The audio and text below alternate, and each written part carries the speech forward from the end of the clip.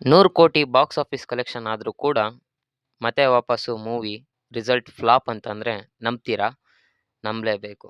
So, ನಂಬೋಂಥ 100 ಕೋಟಿ ಅಲ್ಲ, 200 ಕೋಟಿ, 500 ಕೋಟಿ ಮಾಡಿರೋಂಥ ಮೂವೀಸು ರಿಸಲ್ಟಲ್ಲಿ ಫ್ಲಾಪ್ ಆಗಿರೋಂಥ ಮೂವೀಸ್ ಬಗ್ಗೆ ಮಾತಾಡೋಣ. ಸೊ, ವಿಡಿಯೋ ಪೂರ್ತಿಯಾಗಿ ನೋಡಿ. ವಿಡಿಯೋ ಇಂಟ್ರೆಸ್ಟಿಂಗ್ ಇದೆ ಅಂತ ಹೇಳ್ತಾ ವಿಡಿಯೋ ಶುರು ಮಾಡೋಣ. ಸೊ, ನಾವಿವತ್ತು ಪ್ರಭಾಸ್ ಅವರ ಬಾಹುಬಲಿ ನಂತರ ಬಂದಿರೋಂಥ ಸಾಹೋ ಮೂವಿ ಹಾಗೆ ರಾಧೇಶ್ಯಾಮ್ ಮೂವಿ ಬಗ್ಗೆ ಮಾತಾಡೋಣ ಬನ್ನಿ.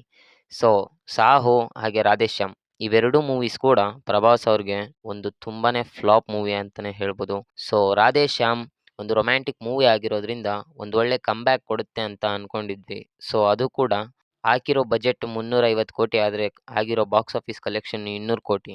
ಸೊ, ಆದ್ರಿಂದ ಅದು ಕೂಡ ಒಂದು ಫ್ಲಾಪ್ ಮೂವಿ ಅಂತಾನೆ ಕನ್ಸಿಡರ್ ಆಯ್ತು. ಸೊ, ಅದಾದ ನಂತರ ಆದಿಪುರುಷ್ ಬಂತು. So, it was a biggest flop ಅಂತಾನೆ ಹೇಳ್ಬೋದು. ಬಿಕಾಸ್ ಹಾಕಿರೋದು 550 ಕೋಟಿ. ಆದ್ರೆ ಬಾಕ್ಸ್ ಆಫೀಸ್ ಕಲೆಕ್ಷನ್ ನೋಡಿದ್ರೆ ಸುಮಾರು 200 220 ಕೋಟಿ ಅಷ್ಟೇ. ಸೊ, ಇದ್ರೆಲ್ಲ ಡಿಸ್ಅಡ್ವಾಂಟೇಜಸ್ ಏನಪ್ಪಾ ಅಂದ್ರೆ, ಸೊ ಅವ್ರು ಮಾಡಿರೋಂಥ VFX, CG, edits, graphics, so ಇವೆಲ್ಲ ಕೂಡ ನಿಮ್ಗೆ ಮೂವಿ ಆದಿಪುರುಷ್ ನೋಡಿದ್ರೆ ಗೊತ್ತಾಗ್ಬಿಡುತ್ತೆ. ಸೊ ಇದೇ ಗ್ರಾಫಿಕ್ಸ್ ಅಂತ. ಸೊ ಇದರಿಂದ ಪ್ರಭಾಸ್ ಅವ್ರಿಗೆ ಒಂದು ತುಂಬಾನೇ ಫ್ಲಾಪ್ ಅಂತ ರಿಸಲ್ಟ್ ಸಿಕ್ತು ಈ ಮೂವಿಯಿಂದ ಕೂಡ. ಸೊ ನಮ್ಗೆಲ್ಲ ಮಾರ್ಚು ಏಪ್ರಿಲ್ ಬಂದ್ಬಿಟ್ರೆ ಬರೀ IPL ಸೀಸನ್ ಅಲ್ಲೇ ಕಳೆದೋಗ್ಬಿಡೋ ಅಂತ ಟೈಮಲ್ಲಿ, ಸೊ ಇನ್ನು ಕ್ರಿಕೆಟ್ ಸಿನಿಮಾ ಅಂದ್ರೆ ಕ್ರಿಕೆಟ್ನ ಕಂಟೆಂಟ್ ಮಾಡ್ಕೊಂಡೆ ಒಂದು ವರ್ಲ್ಡ್ ಕಪ್ ಬಗ್ಗೆ ಸಿನಿಮಾ 83 ಅಂತ. ಸೊ ಇದು ಇಂಡಿಯಾ ವರ್ಲ್ಡ್ ಕಪ್ನ ಓನ್ ಮಾಡಿರೋದು 83 ಅದನ್ನ ಅದೇ ಸ್ಟೋರಿನ ಬೇಸಸ್ ಮೇಲೆ ಸೊ ಮೂವಿನ ಮಾಡ್ತಾರೆ.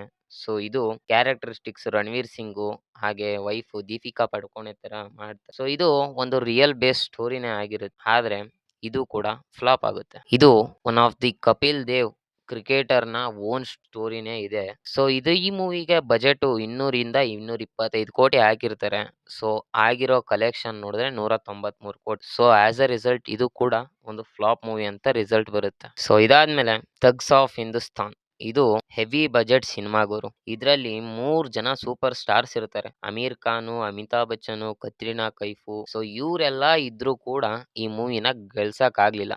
ಬಿಕಾಸ್ ಈ ಮೂವಿಲಿ ಆ ಫ್ರೇಮ್ ವರ್ಕ್, ಆ ಸ್ಕ್ರೀನ್ ಪ್ಲೇ ಅದೆಲ್ಲಾನು ಕೂಡ ಅನ್ಕೊಂಡಾಗೆ ಬರ್ಲಿಲ್ಲ ಅನ್ಸುತ್ತೆ. ಮೋಸ್ಟ್ಲಿ ಎಲ್ಲೋ ಒಂದ್ ಹತ್ರ ಫೇಲ್ ಆಗಿರ್ಬೋದು. ಸೊ ಅದರಿಂದ ಅದೇ ಕಾರಣಕ್ಕಾಗಿ ಇದು ಕೂಡ ವಾಸ್ ಅ ಬಿಗ್ಗೆಸ್ಟ್ ಫ್ಲಾಪ್ ಆಯ್ತು. ಕಲೆಕ್ಷನ್ ನೋಡಿದ್ರೆ 120 130 ಕೋಟಿ. ಹಾಕಿರೋ ಬಜೆಟ್ 300 ಕೋಟಿ. ಸೊ ಮುಕ್ಕಾಲು ಭಾಗ ಲಾಸ್ ಆಗೋಯ್ತು ಮೂವಿಗೆ. ಎಲ್ಸಾಗುತ್ತೆ ಅದು. ಆಸ್ ಎ ರಿಸಲ್ಟ್ ಇದು ಕೂಡ ಫ್ಲಾಪ್ ಆಯ್ತು. ಸೊ ನೆಕ್ಸ್ಟ್ ಬಂದ್ರೆ ಶಾರುಖ್ ಖಾನ್ ಅವ್ರದ್ದು. ಶಾರುಖ್ ಖಾನ್ ಅವರು 1000 ಕೋಟಿ ಮೂವೀಸ್ಗಳು ಅಂತ ತುಂಬಾನೇ ಬಂದ್ಬಿಟ್ಟಿದಾವೆ. ಸೊ ಅದ್ರಲ್ಲಿ ಜೀರೋ ಅಂತ ಮೂವಿ ಬರುತ್ತೆ. ಸೊ ಅದು it was a biggest flap.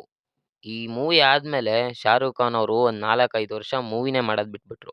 Zero ಮೂವಿಗೆ ಒಂದ್ ಒಳ್ಳೆ ಹೈಪ್ ಇತ್ತು. ಹೀರೋಯಿನ್ ಆಗಿ ಅನುಷ್ಕಾ ಶರ್ಮಾ, ಕತ್ರಿನಾ ಕೈಫು ಎಲ್ಲಾರು ಇದ್ರು. ಸೊ ಜೀರೋ ಮೂವಿಯಲ್ಲಿ ಶಾರುಖ್ ಖಾನ್ ಅವ್ರ ಕ್ಯಾರೆಕ್ಟರ್ ಕೂಡ ಇಂಟ್ರೆಸ್ಟಿಂಗ್ ಆಗೇ ಇತ್ತು. But screenplay, frame work ಅಷ್ಟೊಂದೇನು ವರ್ಕು ಕರೆಕ್ಟ್ ಆಗಿ ಆಗಿಲ್ಲ ಸೊ ಹೀಗಾಗಿ ಮೂವಿ ಇದು ಕೂಡ ಫ್ಲಾಪ್ ಆಯ್ತು. ಸೊ ಕಲೆಕ್ಷನ್ ನೋಡಿದ್ರೆ 190 ಕೋಟಿ. ಹಾಕಿರೋ ಬಜೆಟ್ 270 ಕೋಟಿ. ಸೊ ಇದಾದ್ಮೇಲೆ ಶಾರುಖ್ ಖಾನ್ ಅವರು 4-5 ವರ್ಷ ಮಾಡಿಲ್ಲ. ಸೊ ಅದಾದ್ಮೇಲೆ ಮತ್ತೆ ವಾಪಸ್ ಕಮ್‌ಬ್ಯಾಕ್ ಆಗಿ ಜವಾನ್ ಅಂತ ಬಂತು. ಸೊ ಅದು ಕೂಡ 1000 ಕೋಟಿ ಕಲೆಕ್ಷನ್ ಆಯ್ತು. ಅದಾದ್ಮೇಲೆ ಪಠಾಣ್ ಬಂತು, ಡಂಕಿ ಬಂತು 2023 ಸೊ ಅದು ಸರಿಸುಮಾರು 475 ಕೋಟಿ ಕಲೆಕ್ಷನ್ ಮಾಡ್ತು. ಸೊ ಹಾಗೆ ಕಮ್‌ಬ್ಯಾಕ್ ಮಾಡ್ತಾನೆ ಬರ್ತಾರೆ.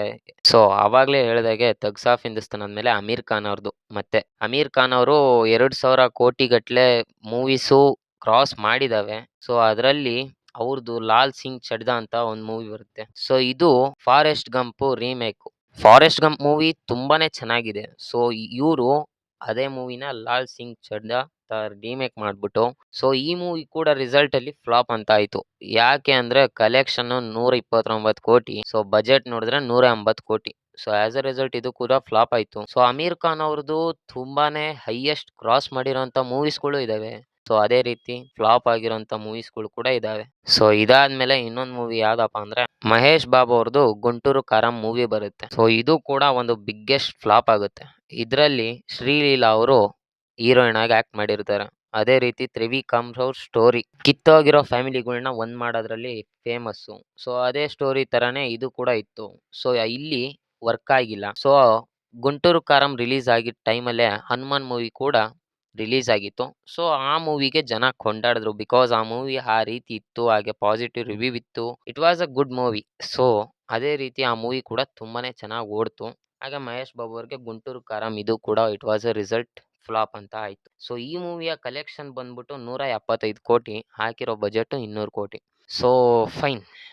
ಇಲ್ಲಿಗೆ ನನ್ನ ವಿಡಿಯೋ ಮುಗೀತು ಗೈಸ್. ಸೊ ವಿಡಿಯೋ ಇಷ್ಟ ಆಗಿದ್ರೆ ವಿಡಿಯೋ ಮರಿದೇನೆ ಲೈಕ್ ಕೊಟ್ಟು ಸಪೋರ್ಟ್ ಮಾಡಿ. ಇದೇ ರೀತಿ ಕನ್ನಡ ಸಿನಿಮಾನ ನೋಡಿ ಹಾಗೆ ಕನ್ನಡ ಸಿನಿಮಾನ ಬೆಳೆಸಿ ಅಂತ ಹೇಳ್ತಾ ವಿಡಿಯೋ ಮತ್ತೆ ಸಿಗೋಣ.